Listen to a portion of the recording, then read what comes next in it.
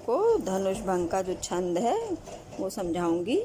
इस छंद में तुलसीदास जी ने जो श्री राम जी ने जब धनुष तोड़ा उसके पश्चात क्या प्रतिक्रिया हुई, संसार की जो प्रतिक्रिया है उसको यहाँ पर उन्होंने व्यक्त किया है।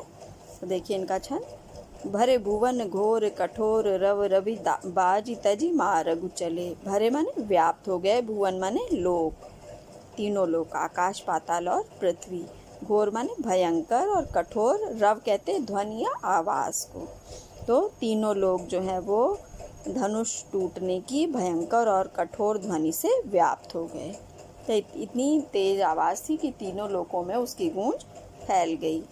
रवि बाजी तजी मारग चले। रवि माने सूर्य, बाजी कहते हैं घोड़े को, तजी त्याग करके छोड़ करके, मार्ग चले, मार्ग माने रास्ता, चले चलने लगे। तो सूर्य के घोड़े भी जो है उस तेज आवाज़ से घबरा करके अपना रास्ता छोड़कर चलने लगे, अपने सीधे रास्ते पर ना चल के अपना रास्ता छोड़ करके चलने लगे।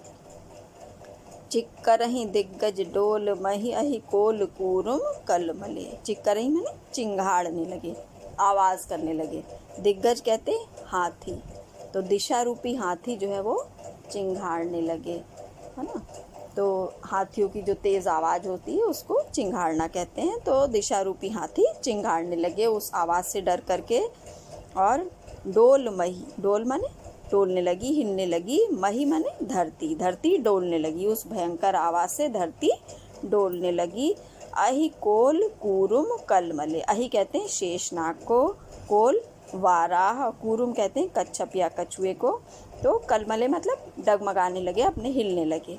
तो शेषनाग, वाराह और कच्छप सब अपने स्थान पर डगमगाने लगे, हिलने लगे। मैंने आपको बताया था कि कुछ लोग मानते हैं कि दिशा रूपी हाथियों ने इस धरती को संभाल रखा है, कुछ का कहना है कि शेषनाग के फन पर टिकी है, कुछ कहते हैं कि वाराह ने इस धरती को संभाला हुआ है, और कुछ कहते हैं कि कछुए की पीठ पर ये धरती टिकी हुई है। तो मतलब जिसने भी इस धरती को संभाल रखा था, थाम रखा था, वो सभी जो है अपने स्थान पर डगमगाने लगे, हिलने लगे। सुर असुर मुनि कर कान दीन है, सकल विकल उचारहि। सुर माने देवता, असुर कहते हैं राक्षस को, और मुनि, मुनि जो साधु संत सन्यासी मुनि।